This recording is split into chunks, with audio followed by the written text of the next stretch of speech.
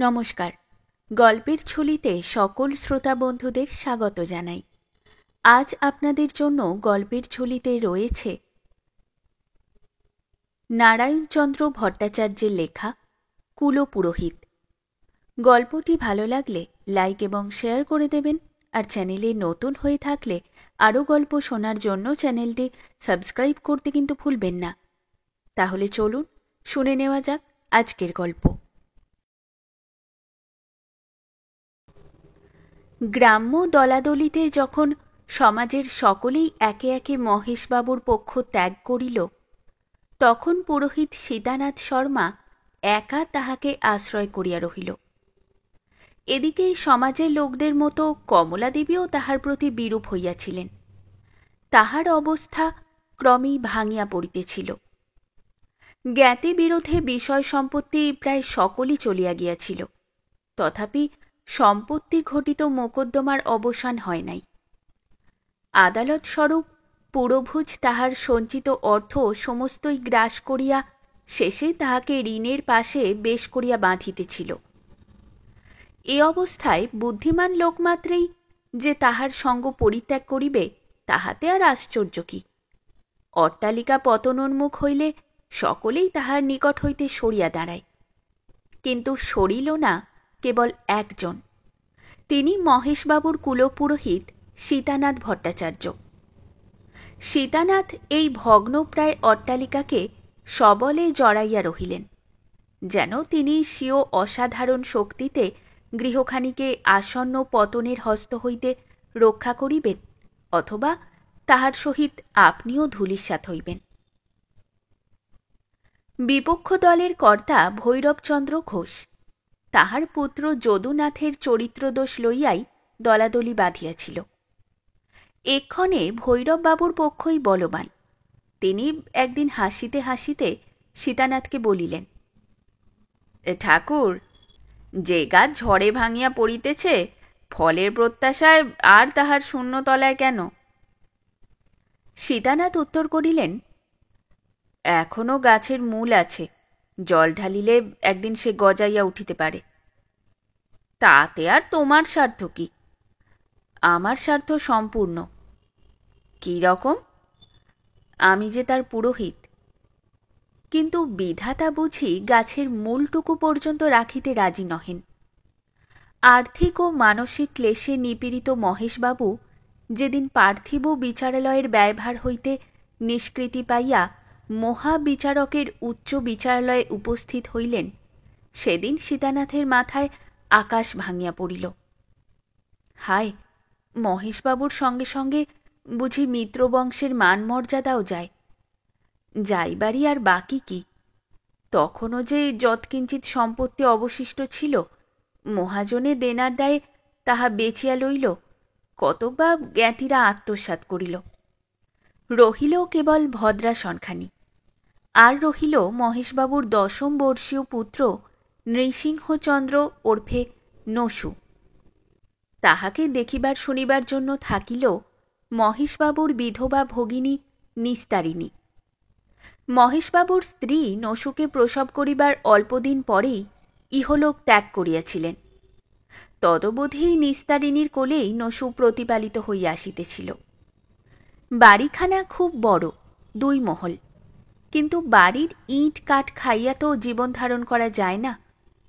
এজন্য নিস্তারিণী একদিন সীতানাথকে বলিল, পুরুত কাকা, বাড়িটা বিক্রি করে দাও। কেন? এত বড় বাড়িতে আমাদের দরকার কি? তাছাড়া বাড়িখানা বেচলে 2-4 হাজার টাকা পাওয়া যেতে পারে, কেমন? হ্যাঁ, সেই টাকায় কোথাও একটু কুঁড়ে বেঁধে দুজনের পেট চালানো যেতে পারে। তা হতে পারে না নিস্তার। প্রাণ থাকতে আমি মহেশ মিত্রের বাড়ি বেচতে দেব না। কিন্তু চলবে কি সে? দামোদরজি চালিয়ে দেবেন।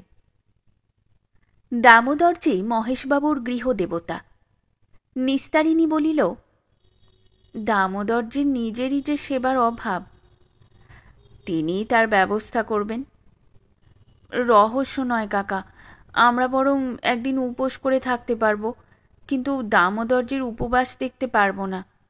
তুমি এক কাজ করো, দামোদরজিকে তোমার বাড়িতে নিয়ে যাও।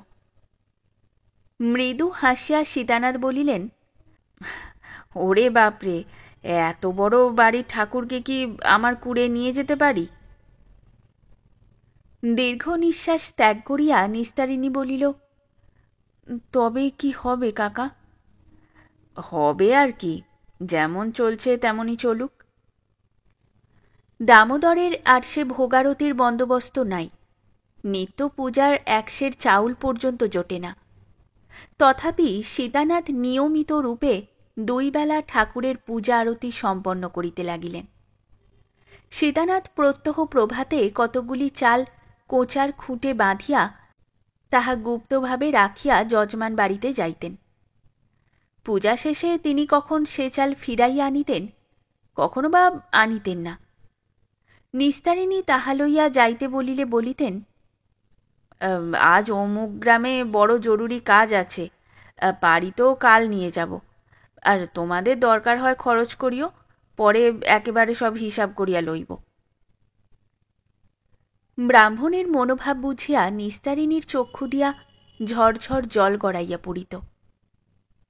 সীতানাথের এরূপ জরুরি কাজ প্রায়ই আসিত, আর সেই পূজার চালে নিস্তারিণীর ক্ষুণ্ণিবৃত্তি হইত। নসু তাহার ভাগ লইত না, কারণ সীতানাথ পূজা শেষ করিয়া লেখাপড়া শিখাইবার জন্য নসুকে সঙ্গে লইয়া যাইতেন। নসু সেখানে সারাদিন থাকিয়া সন্ধ্যার সময় পুরুদ্দার সঙ্গে নিস্তারিণীর কাছে আসিত।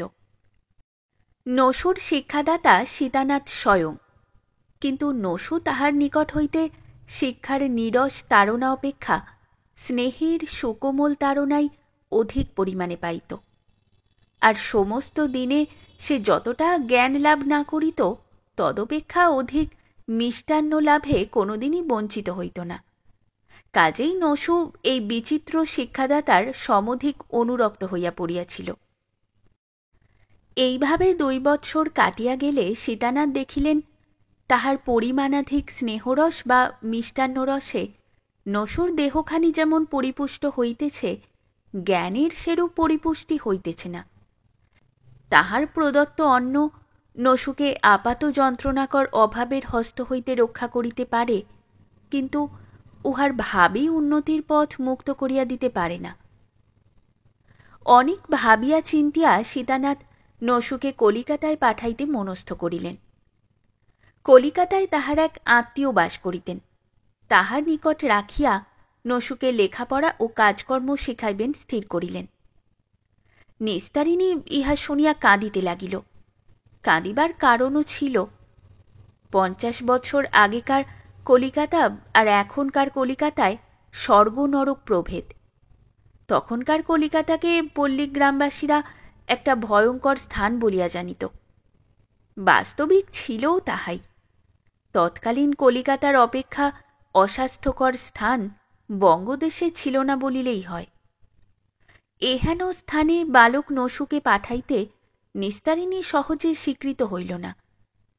নসুও পুরুদ্দাকে ছাড়িয়া যাইতে চাহিল না।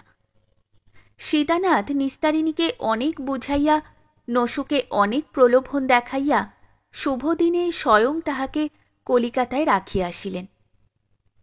নিস্তারিণী কয়েকদিন অন্ন জল ত্যাগ করিল, তারপর নসুর ভবিষ্যৎ উন্নতির আশায় বুক বাঁধিয়া মনকে স্থির করিল এবং নসুর মঙ্গলের জন্য দিনে 7 বার দামোদরজির দ্বারে মাথা কুটিতে লাগিল। নসুকে কলিকাতায় রাখিয়া সীতানাথ ফিরিয়া আসিলে একদিন ভৈরববাবু তাহাকে বলিলেন, কি ঠাকুর, খুব যে জল ঢালছ।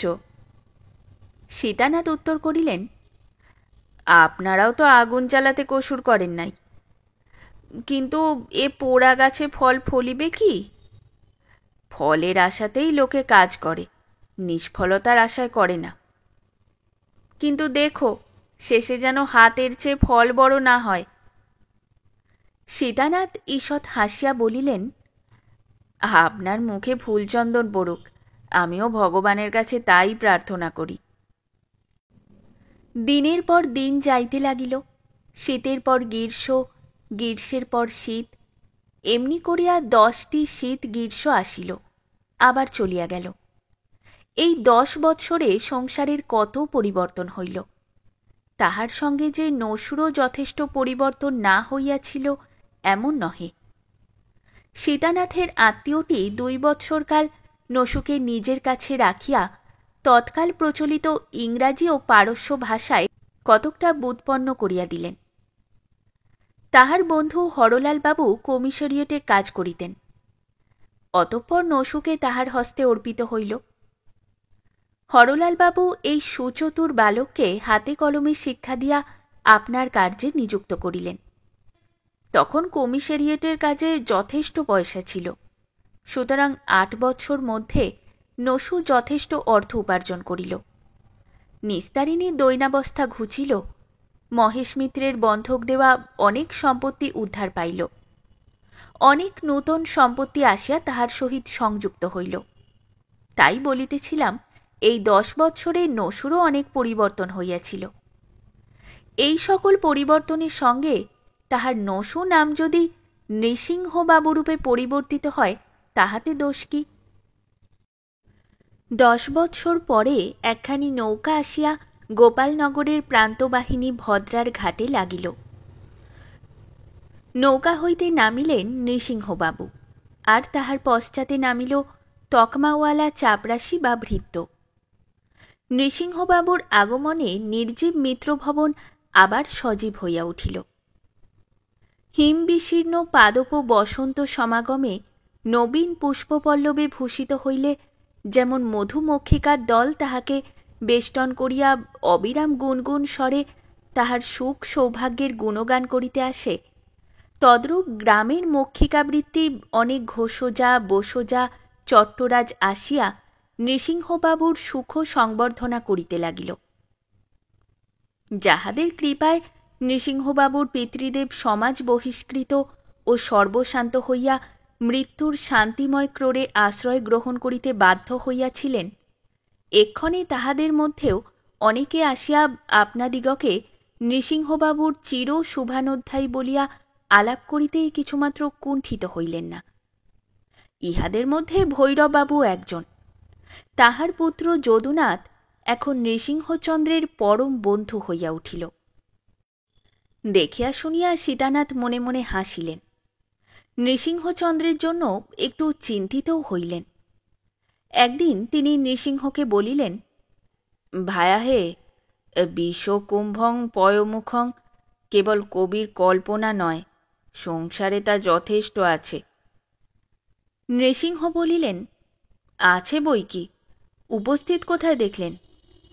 তোমারই কাছে। কে, যদুনাথ বুঝি? ঠিক ধরেছ। তা ভায়া, এই কুম্ভটাকে একটু দূরে দূরে রাখবে। কেন, তার দোষ কি? দোষ অনেক, ওর ভিতরটা বিষে ভরা। ওই তোমার বাপের সঙ্গে দলাদলির মূল কারণ। লোকের চরিত্র সবসময় সমান থাকে না, আর সেই সত্যযুগের বিবাদের কথা ধরে থাকলে সংসারে বাস করা চলে না। সীতানাথ নিরুত্তর হইয়া প্রস্থান করিলেন।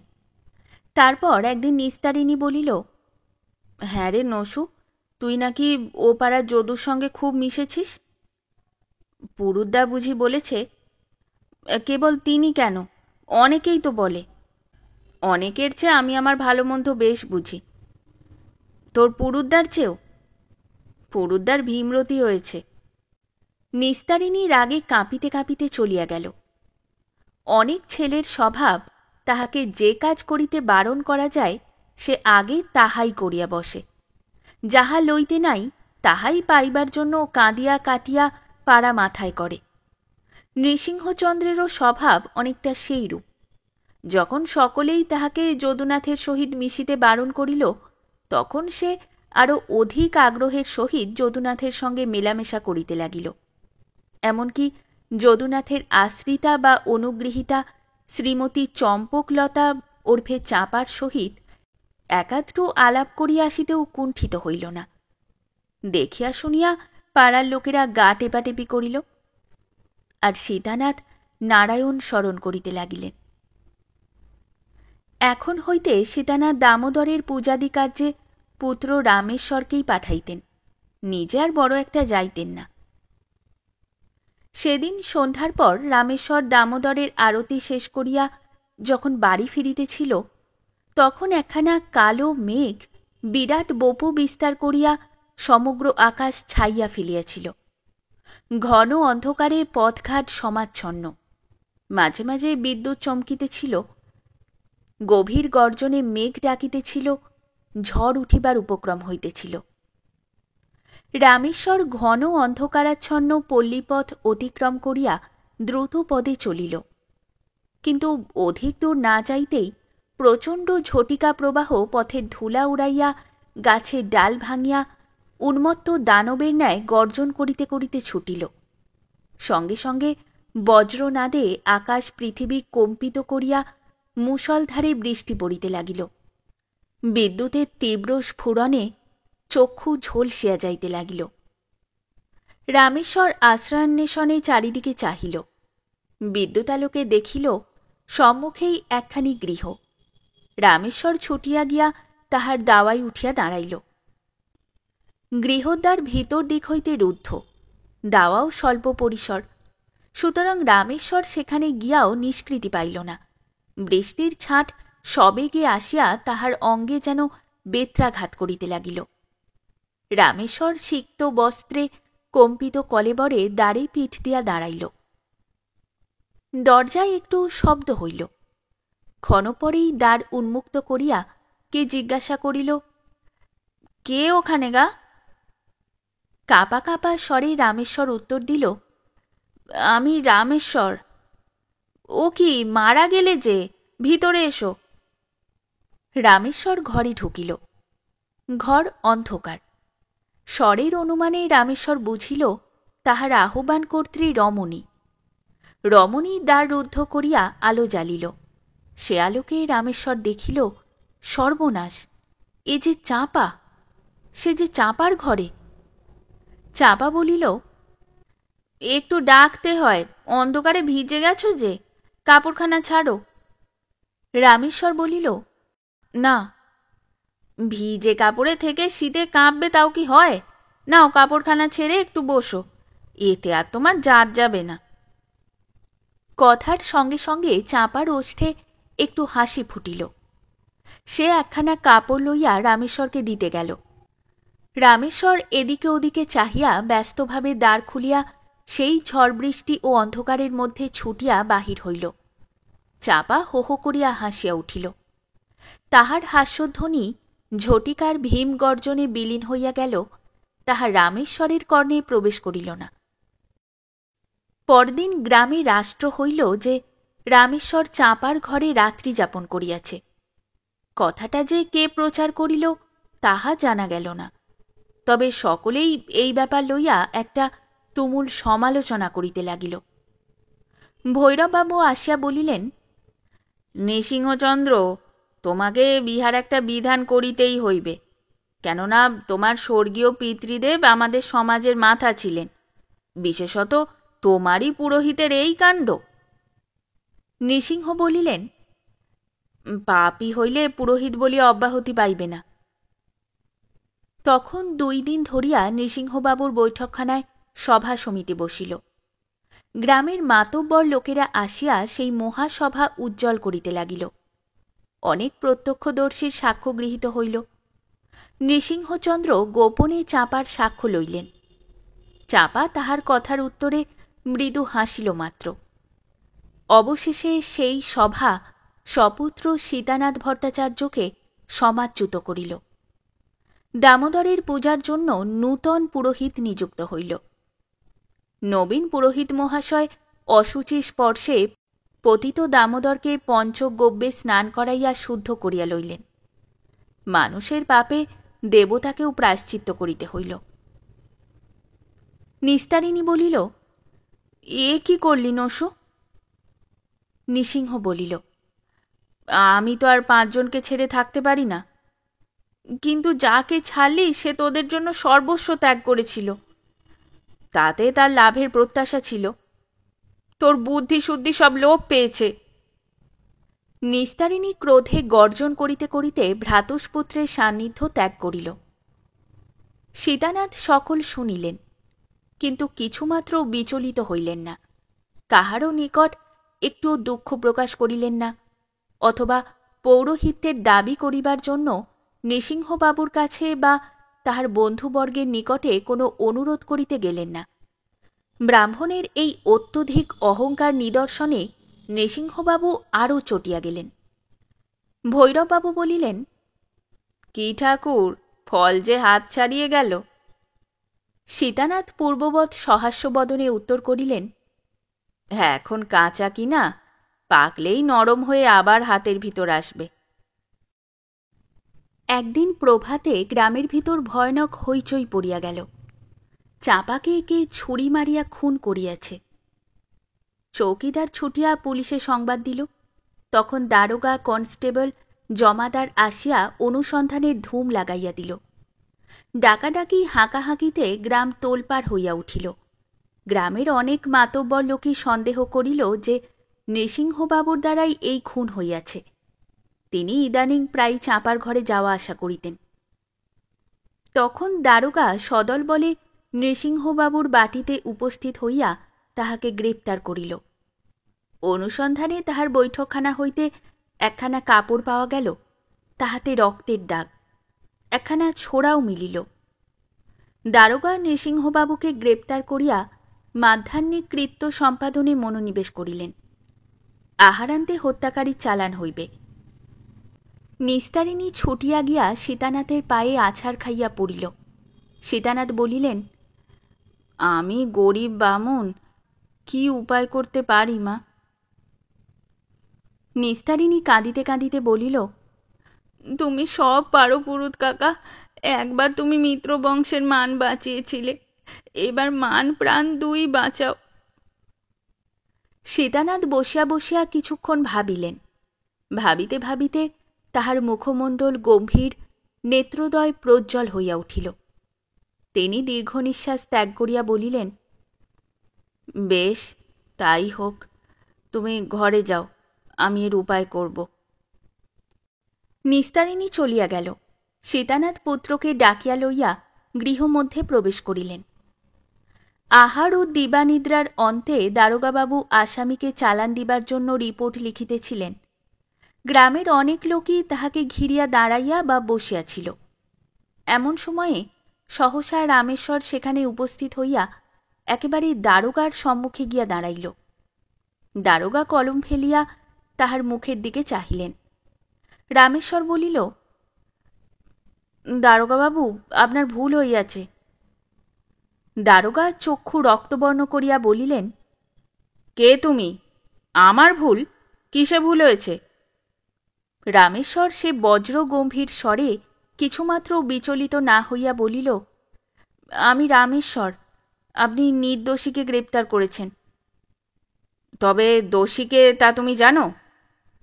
বেশ জানি। কে দোষী? দোষী আমি। উপস্থিত সকলে বিস্ময়ে নির্বাক। দারোগা তীব্র দৃষ্টিতে এই নবোদগত শ্বশ্রু যুবকের মুখের দিকে চাহিয়া বলিলেন, তুমি চাঁপাকে খুন করেছ? হ্যাঁ। সাবধান যুবক, তুমি যা বলছো তার পরিণাম কি জানো? বেশ জানি। খুন করেছি, ফাঁসি যাব। কেন তুমি খুন করলে? সে সর্বনাশী, বিশ্বাসঘাতিনী। তখন দারোগা পূর্বে রিপোর্ট ফেলিয়া রাখিয়া অন্য কাগজ লইয়া রামেশ্বরের এজাহার লিখিতে লাগিলেন। রামেশ্বর যাহা বলিল তাহার সারমর্ম এই, সে অনেকদিন হইতে চাঁপার সহিত গুপ্ত প্রণয়ে আসক্ত, এজন্য তাহাকে সমাচ্যুত হইতে হইয়াছে। গ্রামের সকলেই তাহার সাক্ষী। তথাপি সে চাঁপাকে ত্যাগ করে নাই। কিন্তু সেই চাঁপা ইদানিং অর্থলোভে নৃসিংহবাবুর উপর আসক্ত হইয়াছিল এবং তজ্জন্য সে রামেশ্বরকে তাড়াইয়া দিয়াছিল। সেই জাত ক্রোধে রামেশ্বর চাঁপাকে খুন করিয়াছে। এজাহার শেষ হইলে রামেশ্বর কাপড়ের ভিতর হইতে একখানা ছুরি বাহির করিয়া বলিল, এই দেখুন, এই ছুরিতে আমি সে সর্বনাশীকে হত্যা করেছি। এখনো ছুরিতে রক্তের দাগ আছে। রামেশ্বর দারোগার সম্মুখে ছুরি ফেলিয়া দিল। দারোগা দেখিলেন বাস্তবিকই তাহাতে রক্তের দাগ। তারপর গ্রামের 2-4 জনের এজাহার লইয়া জানিলেন যে সত্যই চাঁপার সহিত সংস্রব জন্য রামেশ্বর সমাজচ্যুত। তখন দারোগা নৃসিংহবাবুর হাতের হাতকড়ি খুলিয়া লইয়া রামেশ্বরের হাতে পড়াইয়া তাহাকে লাশের সহিত কোর্টে চালান দিলেন। যথাসময়ে ম্যাজিস্ট্রেটের নিকট রামেশ্বরের বিচার আরম্ভ হইল। যদুনাথের পরামর্শে নৃসিংহবাবু তাহার পক্ষে একজন উকিল নিযুক্ত করিয়াছিলেন। যদুনাথ বলিয়াছিল, ভাই, বামুনের ছেলে তোমাকে বাঁচিয়ে দিলে তার জন্য একটা উকিল খাড়া করে দাও। নৃসিংহবাবু উত্তর করিয়াছিলেন, যে নিজ মুখে খুন স্বীকার করেছে তার উকিলে কি করবে? কিছু না করুক, তোমারও তো একটা সুনাম হবে। মোকদ্দমার দিন গ্রামের অনেকেই আদালতে উপস্থিত হইয়াছিল, কেহ সাক্ষ্য দিবার জন্য, কেহ বা রামেশ্বরের পরিণাম দেখিবার জন্য। সীতানাথ এবং নৃসিংহবাবুও উপস্থিত ছিলেন, কিন্তু যদুনাথ ছিল না। সেদিন তাহাকে আর খুঁজিয়া পাওয়া যায় নাই। বিচারে অধিক সময় নষ্ট হইল না, কারণ আসামি নিজেই নিজের অপরাধের সকল প্রমাণ জোগাড় করিয়া দিল। ম্যাজিস্ট্রেট আসামিকে দায়রা সোপর্দ করিয়া রায় লিখিতে বসিলেন। সকলেই আগ্রহপূর্ণ দৃষ্টিতে ম্যাজিস্ট্রেটের মুখের দিকে চাহিয়া রহিল। ম্যাজিস্ট্রেট রায় লিখিতে লিখিতে একবার আসামির মুখের দিকে চাহিতেছিলেন। সে মুখ তেমনই প্রশান্ত, তেমনই সমুজ্জ্বল, তাহাতে ভীতি বা উদ্বেগের রেখা মাত্র নাই। ম্যাজিস্ট্রেট ভাবিতেছিলেন, কেন এ যুবক আত্মহত্যায় উদ্যত? আদালত গৃহ নীরব, নিস্তব্ধ। সহসা সেই নিস্তব্ধতা ভঙ্গ করিয়া প্রহরীদের হাত ছাড়াইয়া এক ব্যক্তি উন্মাদের ন্যায় ছুটিয়া আসিয়া ম্যাজিস্ট্রেটের সম্মুখে দাঁড়াইল। চিৎকার করিয়া বলিল, দোহাই হুজুর, রক্ষা করুন, বামুনের ছেলেকে রক্ষা করুন। প্রহরীরা তাহাকে দূরে অপসারিত করিবার জন্য তাহার হাত ধরিয়া টানিল। সে আরও চিৎকার করিয়া বলিল, দোহাই হুজুরের, মহারানীর দোহাই, ও বামুনের ছেলে নির্দোষ, ওকে ফাঁসি দেবেন না। ম্যাজিস্ট্রেট তীক্ষ্ণ দৃষ্টিতে তাহার দিকে চাহিয়া গম্ভীর স্বরে বলিলেন, কে তুমি? কি বলছ? আগন্তুক উত্তর করিল, আমি যদুনাথ ঘোষ, চাঁপার হত্যাকারী। রামেশ্বরকে ছেড়ে দিন, ও বামুনের ছেলে নির্দোষ। ম্যাজিস্ট্রেট বলিলেন, যদি নির্দোষ তবে নিজ মুখে দোষ স্বীকার করেছে কেন? নৃসিংহবাবুকে বাঁচাবার জন্য। নৃসিংহবাবু চমকিয়া উঠিলেন। ম্যাজিস্ট্রেট বলিলেন, তোমার কথা বুঝতে পারলাম না। যদুনাথ বলিল, আমি বুঝিয়ে দিচ্ছি। চাঁপা অনেকদিন হতে আমার রক্ষিতা। রামেশ্বরের সঙ্গে তার যে সংস্রব রটনা হয় সেটা মিথ্যা, গ্রামের লোকের চক্রান্ত, আর আমি সেই চক্রান্তকারীদের মধ্যে প্রধান। তারপর ইদানিং আমি আমার বন্ধু নৃসিংহবাবুকে নিয়ে মাঝে মাঝে চাঁপার ঘরে যেতাম। নৃসিংহবাবু ধনবান, সুতরাং চাঁপা ক্রমে তার প্রতি অনুরক্ত হয়ে পড়ে। আমার তা সহ্য হতো না। এই বিষয় নিয়ে মাঝে মাঝে চাঁপার সঙ্গে আমার বচসা হতো। এখন হতে চাঁপা আমার অগোচরে নৃসিংহবাবুর সঙ্গে দেখা সাক্ষাৎ আরম্ভ করে। আমি তা মানতে না পেরে চাঁপাকে প্রহার করি। তাতে সে আমাকে ভয়ানক গালাগালি দেয়। আমি রাগ সামলাতে না পেরে তাকে খুন করি। গ্রামের অনেক লোকই আমার পিতার বাধ্য। তাদের ষড়যন্ত্রে পুলিশ নৃসিংহবাবুকে সন্দেহক্রমে গ্রেপ্তার করে। নৃসিংহবাবুর মান প্রাণ বাঁচাবার জন্য রামেশ্বর নিজের ঘাড়ে সকল দোষ চাপিয়ে নিয়েছে। রামেশ্বর দোষ স্বীকার করায় প্রথমে আমার খুব আনন্দ হয়েছিল, কিন্তু শেষে সে আনন্দের উচ্ছ্বাস অনুতাপের তীব্র অগ্নিশিখায় পরিণত হল। একে তো স্ত্রী হত্যা করেছি, তার উপর ব্রহ্ম হত্যা করি কেন? যে ভয়ানক পাপ করেছি তার প্রায়শ্চিত্তের জন্য আমি নিজে ধরা দিতে এসেছি। মোকদ্দমার আরম্ভ হইতেই রামেশ্বরের অপরাধ সম্বন্ধে ম্যাজিস্ট্রেটের মনে বিষম সন্দেহ উপস্থিত হইয়াছিল। রামেশ্বরকে দেখিয়া তাহার নির্ভীক উত্তর শুনিয়া তাহাকে কিছুতেই অপরাধী বলা যায় না। কেবল তাহার স্বীকারোক্তিতে বাধ্য হইয়া ম্যাজিস্ট্রেট তাহাকে দায়রা সোপর্দ করিতেছিলেন।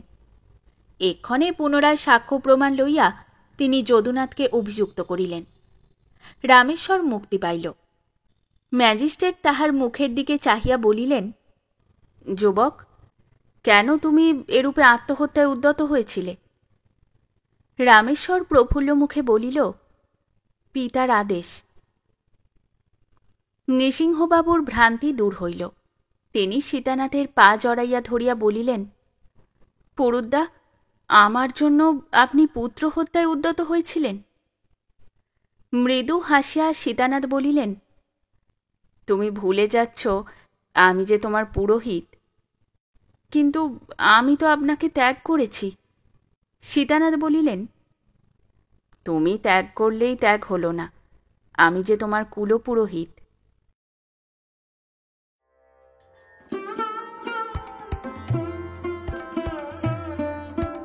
শেষ হলো আমাদের আজকের গল্প।